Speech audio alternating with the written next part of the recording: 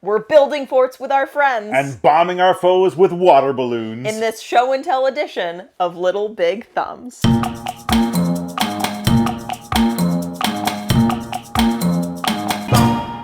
Welcome to Little Big Thumbs, a channel that's all about finding great games that are equally fun for little players and big players. My name is JP. And I'm Milo. And today we're going to be taking two games with a similar theme and showing you the different ways that they might be similar as well as different. Yes, and then we're going to give recommendations on which one we think might be good for your collection. That's right. The game I'm going to be talking about is Fortify from Barrel Aged Games. And I'm going to be talking about Fort from Leader Games. Yes, indeed. But before we start talking about these two games, we need to figure out the order in which we're doing things. And there's only one way here that we get things done now, and that is by doing ourselves a little game from Hand Games 21. And the game that we're going to be showing off today is called 1, 2, Out. And Milo, do you remember how this one works? I sure do. All right, give me a rundown. All right, so basically we each decide to either hold up 0, 1, or 2. And then starting with the leader, whoever the leader is, they're going to count from not themselves, so whoever's to the left of the leader, back and forth, counting all of the fingers that are up, and the last number that the person is pointed to, like that, they're out. That's right. I feel like this is a game that's easier to show off than it is to tell. Show and tell, as it were. One, two. Oh, wait. What? We say 1, 2, out. Oh, we say 1, 2, like the name of the game. And we show them on out. Show on out. Okay. Right. Yes. 1, 2, out. Okay, so we only have 2. Right.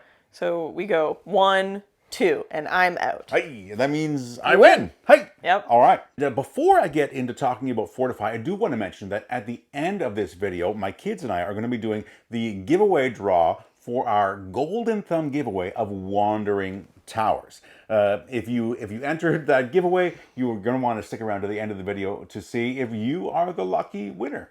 Let's talk about Fortify now. Fortify, it's a real-time strategy game about building forts out of spare cardboard boxes that you found throughout the neighborhood, and you're going to be teams of either two players competing in a two-player game, or in the solo mode in epic water balloon battles. And this is accomplished through, as I said, real-time play, simultaneous actions, and it's divided into two phases, like two sections of the game. The first phase is the fort building phase, where you're using cards and you're trying to build the most advantageous fort on your side of the table. And then the second phase of the game is the water balloon fighting phase, which is all about rolling dice and either trying to hit the cardboard boxes to ruin the structure of your foes, or maybe hit the other water balloon throwers to keep them from throwing next round, or ultimately trying to hit like the captain or the base of your opposing fort. And if you can do that, if you can hit the base, that captain 3 times, that's how you win the game. And that's Fortify in a super duper quick nutshell. Super fun. I'm going to be talking about Fort by Leader Games. The artwork is by Ferrin, who does a lot of the artwork for Leader Games.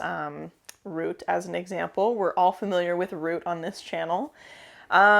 So Fort is a deck building game for 2 to 4 players. It is a turn-based game. You're going to be building a fort with all of your friends. You're going to be collecting new friends along the way. Some of them you'll steal from your opponents.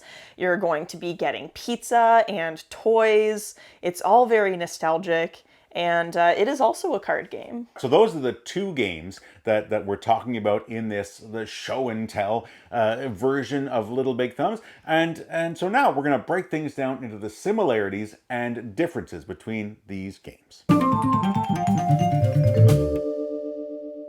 Okay, so believe it or not, both of these games, Fort and Fortify, are about building, you guessed it, forts. They're both very nostalgic games that are engaging for kids, and it's going to be a competition in both of those games. Absolutely. And in addition to that obvious similarity, we've also got the when you look at these things, the obvious similarity that they're more or less the same box size. These will fit perfectly on the same shelf together, side by side, on top of each other, however you want to store your medium-sized board games. In both of the games, players are aiming to build the best fort and outdo their opponents, although there is different win conditions of how to do that. Right. And like mechanically speaking, there is a whole lot of player interaction in these two games. You can affect the way the other players succeed in their various goals in the game. In Fort, that's going to be sometimes by stealing the friends of your opponents and messing around with their cards and such. And in Fortify, it's a little bit more maybe direct by throwing water balloons in your opponent's face. Both of the games are surprisingly thinky for having those childlike themes and settings, and all of that nostalgia. They're both rather strategic. Right. And the final similarity between these two games on our list anyway is that both these games involve managing resources. In Fort, those resources are going to be the pizza and toy tokens, and in Fortify, it's going to be the cards and dice that make up the game. And that's it for similarities that we've been able to come up with. So let's talk about the differences now. Thinking of differences, Fortify is a game that plays with exactly two players, although it does have that solo variant. And this is a game that's not going to take a lot of time because it's got that real-time gameplay, simultaneous turns happening, and everything pushes towards a game that typically takes 20 minutes, maybe 30 at its longest. Yeah, absolutely. It's definitely a game that rewards you for being decisive and quick, like thinking on your feet.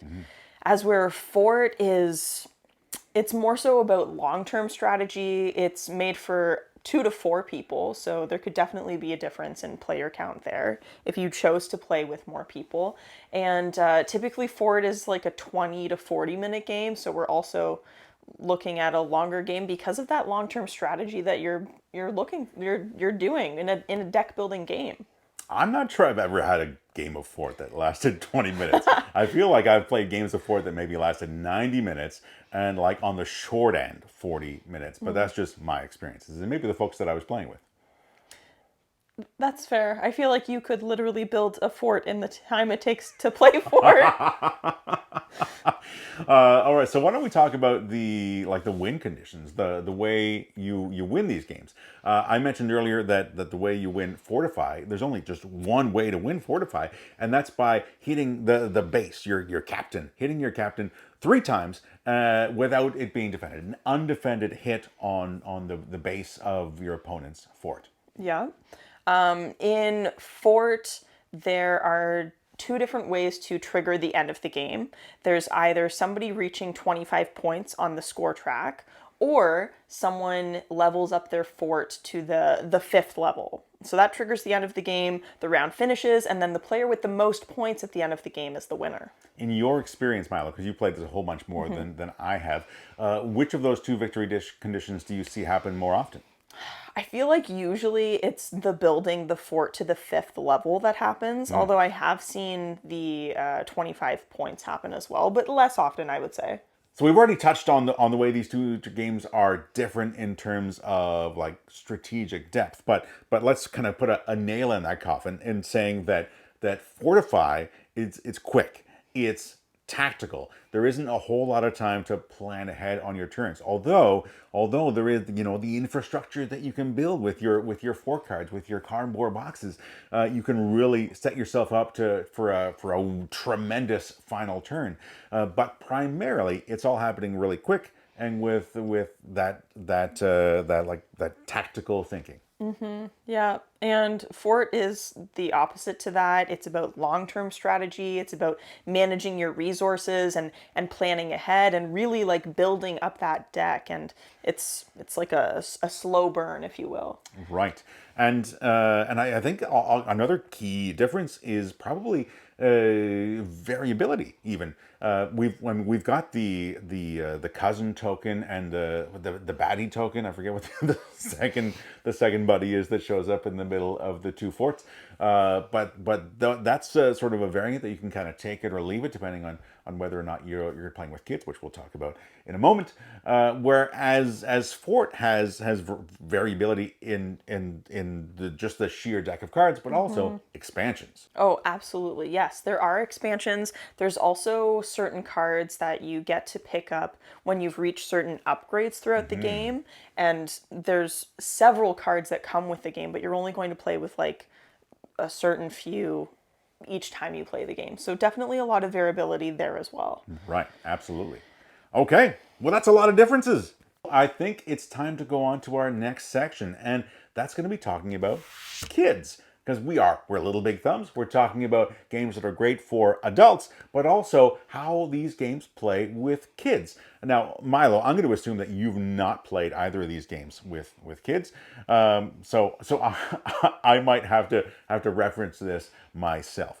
Of these two games, in my opinion, Fortify is hands down, like far and away, the better game to play with kids, because there is less reading. As far as iconography goes in Fort, I guess there's not a lot of reading, but there's a lot of following. In order to do well at Fort, you've got to plan ahead, you got to build your deck well, and you got to execute it well turn to turn. Whereas Fortify, you don't really have to play with the real-time element. You can remove the cousin token and just build your best fort and take your time and really kind of find your way through that game and let the fort building and the dice do all of the talking in the game. And it's kind of difficult to remove elements of fort to lower the barrier to entry. So those are my thoughts on kid play. But even though you haven't played this game with kids, Milo, do you have any follow-up thoughts? Yeah, definitely. I haven't played either of them with kids, although if I'm going to introduce either of these games to maybe players that are new to the board gaming world or are just looking for something that's a little less like thinky and heavy on the brain, I would definitely recommend Fortify. It's just more straightforward, and kids can have shorter attention spans, so it's also great that it's a shorter game. For sure. And my kids love water balloons right now. It'd be dangerous to play this game of cards and dice with actual water balloons. But I have no doubt that my kids would find a way to do it and absolutely ruin the game in the process. So, final section of this video, I think, is thinking long term. So after 10 plays of each of these games, which one is going to be the game that kind of holds up over the long haul? What are your thoughts, Milo? I'm going to go with Fort.